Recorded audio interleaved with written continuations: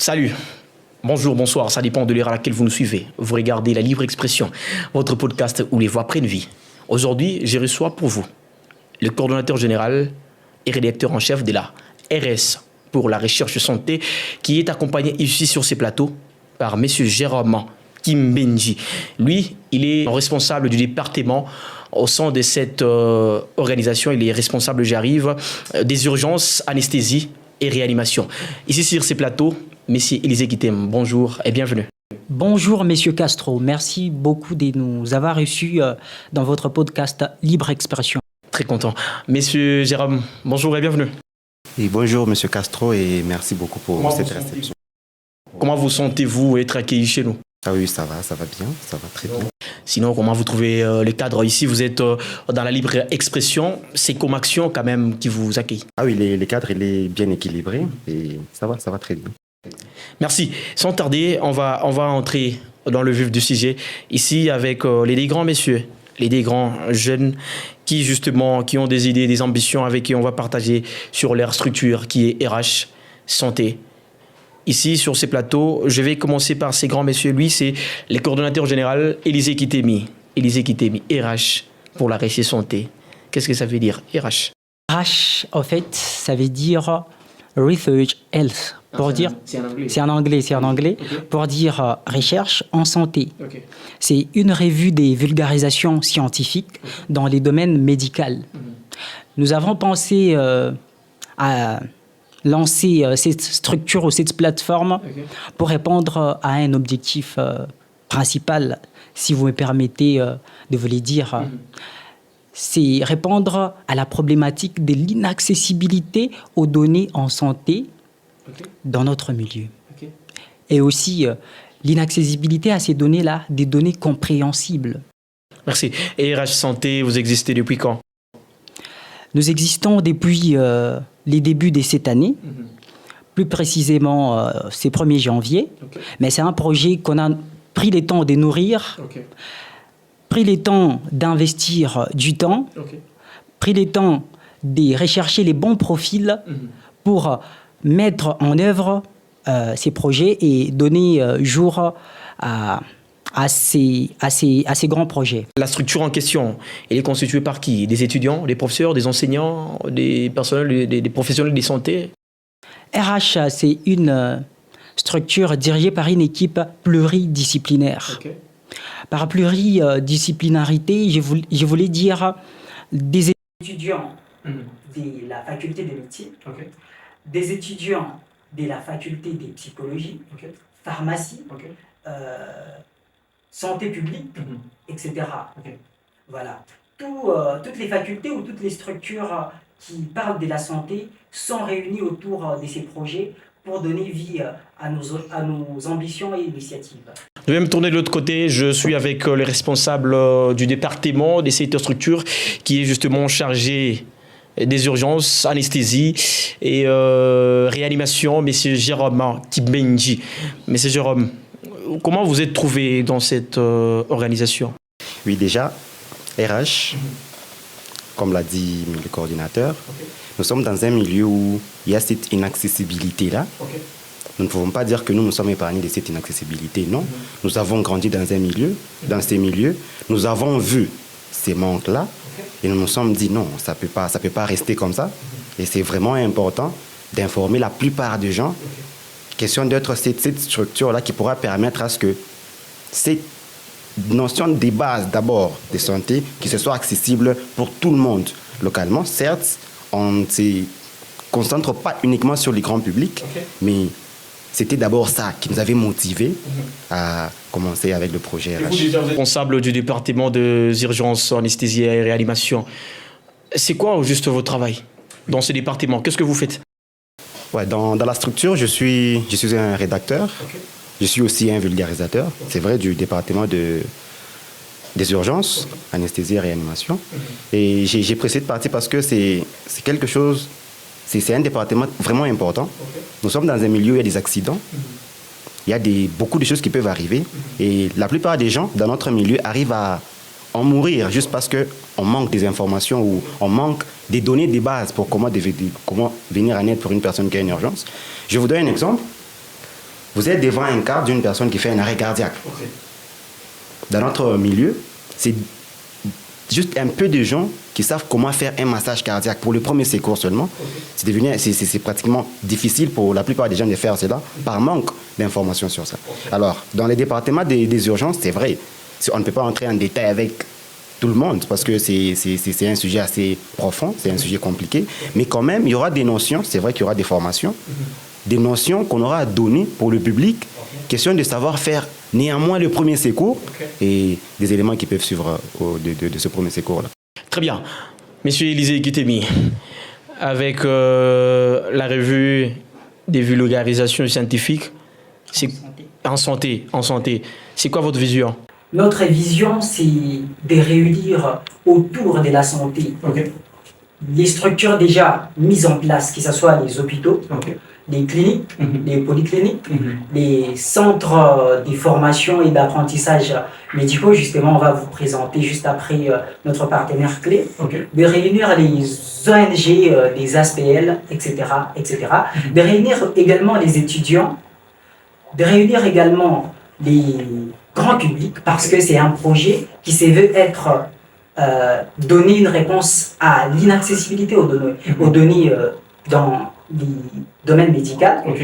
Et notre objectif, c'est de réunir tous ces grands mondes.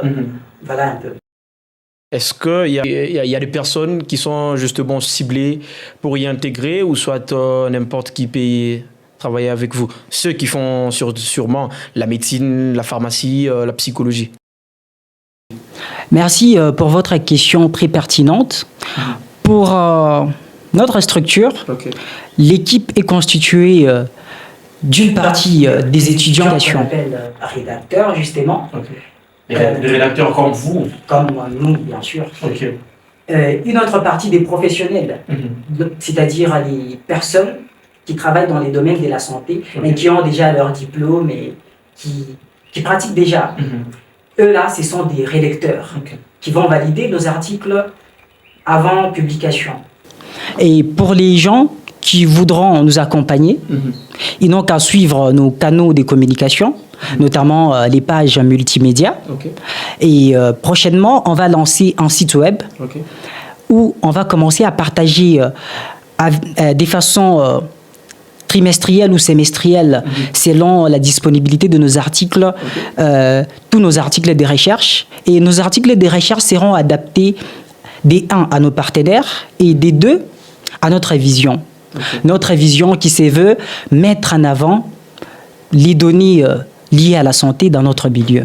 Parce que, je ne vous coupe pas, je m'excuse, parce qu'il y a des notions en santé qui sont soit mal connus, soit méconnus, soit totalement indisponibles. Et du coup, nous sommes là pour aller, si pas sur terrain, aller prendre les données déjà disponibles, peu soient-elles, nos chercheurs qui sont dans notre milieu, professeurs, chefs des travaux, assistants. On va prendre ces projets, bien sûr, après leur accord. Prendre ces articles-là, les travailler et les rendre plus accessibles par nos présentations, qui peuvent être des articles écrits, des vidéos, des vulgarisations, tout comme des échanges en présentiel par des conférences ou des webinaires en ligne. C'est un peu ça. Monsieur Jérôme, responsable du département des réanimations, anesthésie et des urgences. Avec vous, moi, j'aimerais comprendre, justement en parlant de votre structure, on nous a parlé de tout ce qui est objectif, de tout ce qui est vision.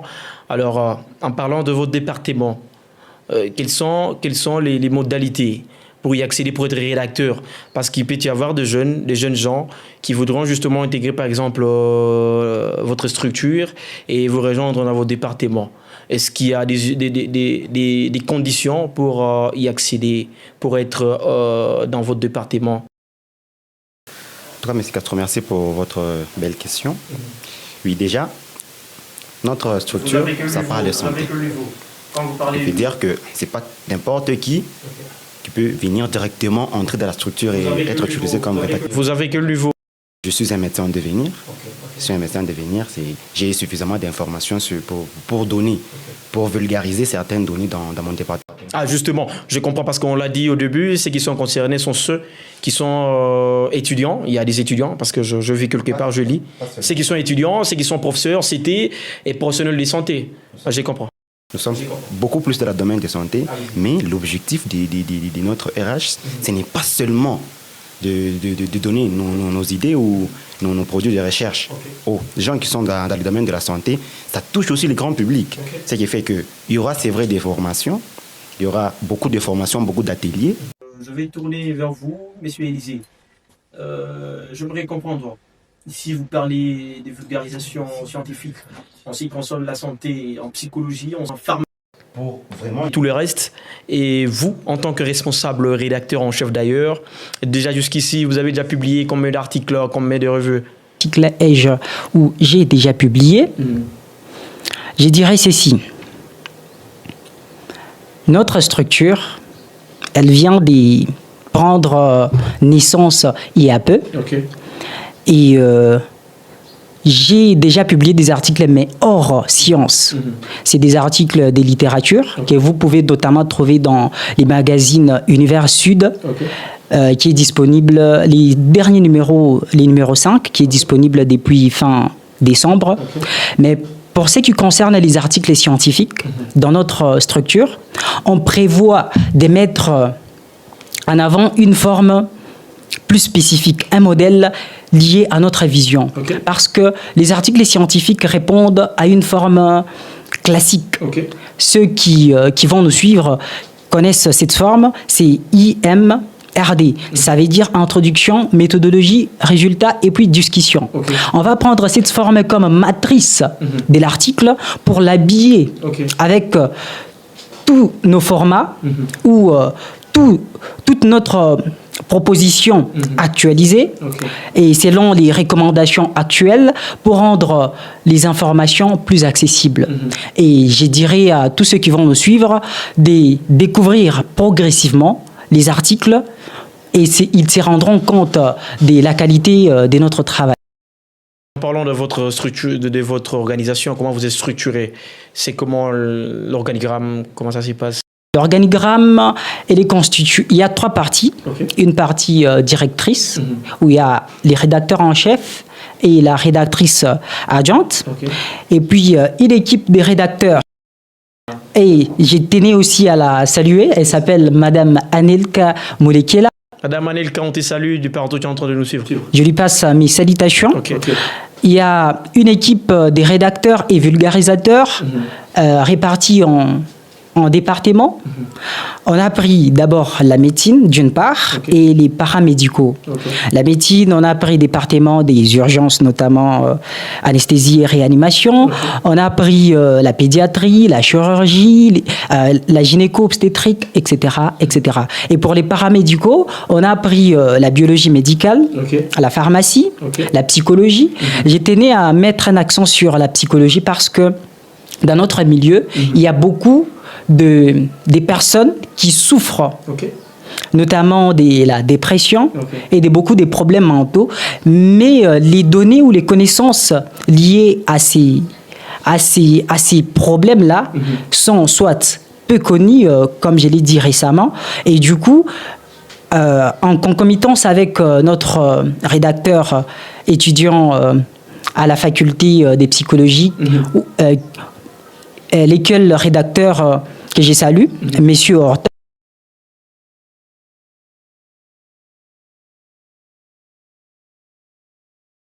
Exactement. Et voilà. Donc, la valeur ajoutée de notre structure, c'est qu'on a mis ensemble tous ces départements-là pour donner quelque chose de cohérent, de pertinent, de concis et de concises. Je m'excuse. Et voilà. Je m'excuse de vous avoir coupé la parole. La troisième partie, c'est il y a une équipe technique qui s'occupe notamment de mettre en place les sites web où on commencera à partager nos articles. Et voilà. L'équipe technique est constituée des messieurs Genovic Lombe que je salue et messieurs Obed Moukadi que je salue aussi. En parlant de votre organisation, quelles sont les maladies sur lesquelles vous pensez que vous allez justement vous poser d'abord au départ pour y travailler dessus et communiquer, là où les gens ont beaucoup d'ignorance? Déjà, comme je l'ai dit récemment, nous allons travailler et nous travaillons de deux façons. Il y a des articles qu'on va proposer selon notre programme, justement en prenant des sujets qui sont d'actualité dans notre milieu. Si je peux donner un exemple, en Europe ou dans les pays un peu plus développés, il y a... La RDC n'est pas développée. On ne va pas entrer en politique. C'est pas politique, c'est juste une question. La RDC n'est pas développée. Parce que vous parlez de l'Europe et des pays qui sont un peu plus développés. La RDC n'est pas développée. Pour répondre à cette question, il faudra dire c'est quoi les standards de développement dans l'imaginaire collectif. Si vous répondez à cette... La santé, c'est quoi les standards de développement dans la santé? Parlons santé. Récemment, j'ai lu un article, ou plutôt j'ai suivi des informations où les ministres de la Santé, si je ne me trompe pas, à vérifier s'il vous plaît, il a dit qu'en RDC, il y a des chirurgies, notamment la chirurgie capillaire et ce qu'on appelle les BBL, je ne sais pas si tout le monde connaît.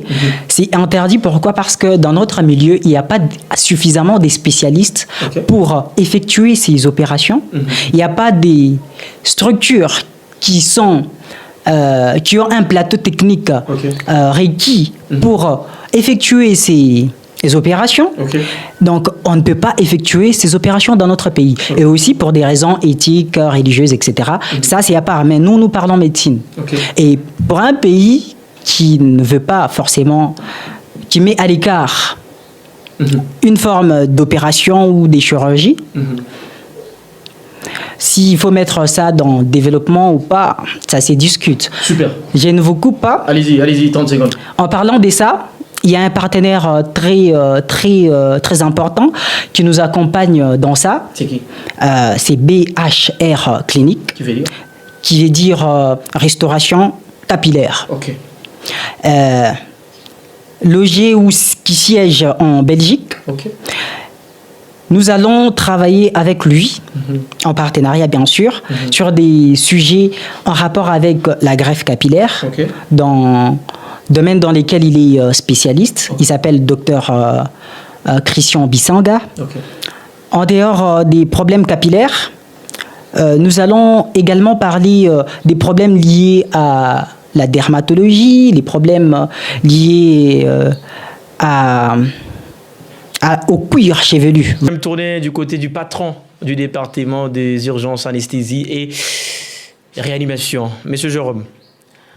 On va parler un tout petit peu de ce qui concerne peut-être on va aller en dehors de votre structure. Parlons de drépanocytose. C'est un sujet qui, justement, dans notre ville, et c'est beaucoup parlé, c'est devenu un peu comme une habitude. Et ici, moi, j'aimerais avec vous, en tant que de futurs médecins, je rappelle ici, tous deux, voulais-je dire, tous deux, ils sont étudiants à l'université de Lubumbashi, à la faculté des médecines. Alors ici, monsieur Jérôme, j'aimerais comprendre, drépanocytose, c'est quoi? Je salue la question, c'est vraiment une belle question.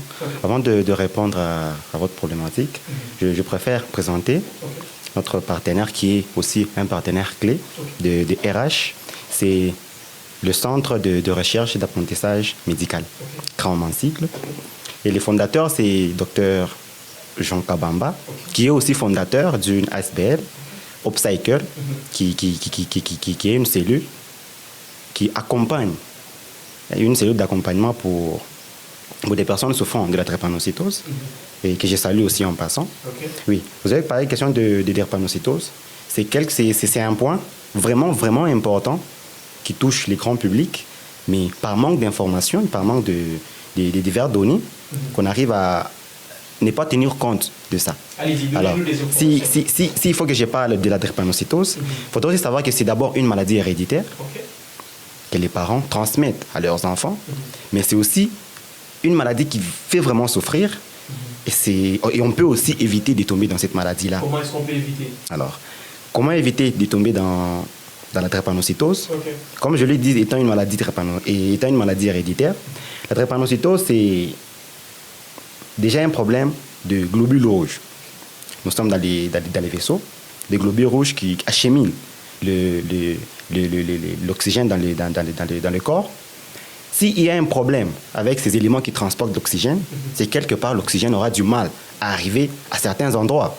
Et quand il y a un problème et que l'oxygène n'arrive pas à certains endroits, il y aura un problème dans le fonctionnement de ces endroits où il y aura manque d'oxygène. Voilà. Dans le cas de la drépanocytose, d'ailleurs, avant d'entrer en détail avec la drépanocytose, j'ai essayé de conseiller aux personnes qui pensent à se marier qu'il est important de faire des tests prénuptiaux, comme on le dit. C'est à l'aide de ces genres de tests-là qu'on peut éviter de tomber dans cette maladie-là qui est la drépanocytose. Parce que, étant donné que c'est une maladie héréditaire, c'est que les parents, ils ont une mainmise dans cette maladie-là. Et le fiancé peut tomber dans la maladie parce que tel a hérité de son père. Voilà, vu que c'est quelque chose qui est héréditaire. Alors, un couple, il y a un homme et une femme qui préfèrent se marier. C'est vrai qu'il y a de l'amour, d'accord, mais ils envisagent d'avoir des enfants. Alors, les tests prénuptiaux, c'est important parce que ça va nous permettre de savoir notre statut médical de la drépanocytose. Puisqu'il y a 3 classes dans ces statuts-là. Il y a ce qu'on appelle des AA, qui sont des porteurs sains. Il y a qui sont des personnes qui n'ont pas cette mutation-là, cette maladie. Il y a les AS, qu'on appelle porteurs sains. Ils ont cette maladie-là, mais ça ne se manifeste pas. Mais il y a aussi la classe des SS. Ce sont des personnes souffrant directement de cette maladie-là, de cette gène-là. Alors, pour des gens qui doivent se marier, il y a des conseils qu'on donne. Après test prénuptiaux, il y a des conseils qu'on donne. Le conseil que moi je donnerais, c'est de faire ces tests-là, des examens prénuptiaux, et suivre les conseils des personnes qui sont bien qualifiées, qui peuvent nous donner des conseils vraiment requis dans ce genre de circonstances. Quand on se retrouve avec une dame qui est SS par exemple, et un monsieur qui est SS, le conseil est tel que les deux ne peuvent pas se marier parce que si on essaie de voir l'avenir de leurs enfants, ça sera compliqué. On prend les cas où le mari, il est AS, et que la femme aussi est AS, là, il est aussi conseillé de ne pas accepter ces mariages. Alors, c'est une demande, on fait cette demande-là au couple, de vérifier cela. Alors, il est aussi recommandé, d'abord, si on sent que la relation sera sérieuse, avant que ça n'aille loin, de faire certains tests, faire l'électrophorèse pour savoir nous sommes dans quel statut. Si nous sommes AA et que la demoiselle est AA, là, on peut continuer la relation. On reviendra, c'est magnifique, magnifique. On reviendra prochainement pour approfondir avec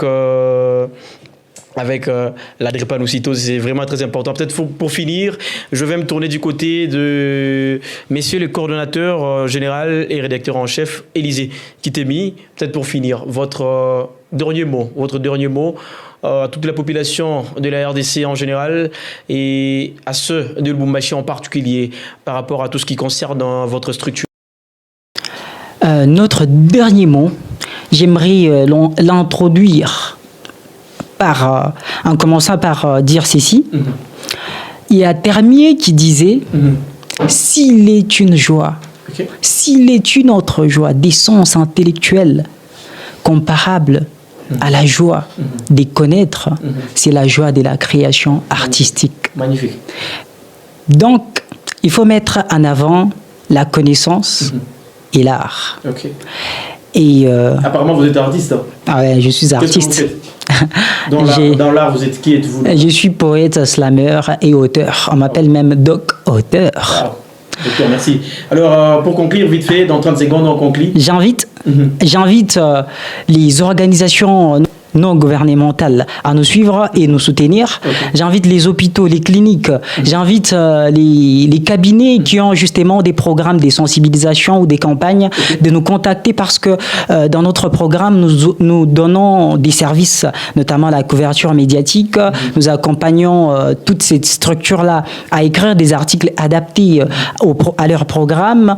Nous invitons les chefs des travaux, professeurs, à nous accompagner dans les travaux de la rélecture afin de valider nos articles. Nous invitons les étudiants à nous suivre pour maintenir cet aspect des veilles scientifiques parce que notre structure se veut mettre en avant cet aspect-là et nous invitons les grands publics à nous soutenir massivement en suivant nos différentes pages multimédia et notre site à venir.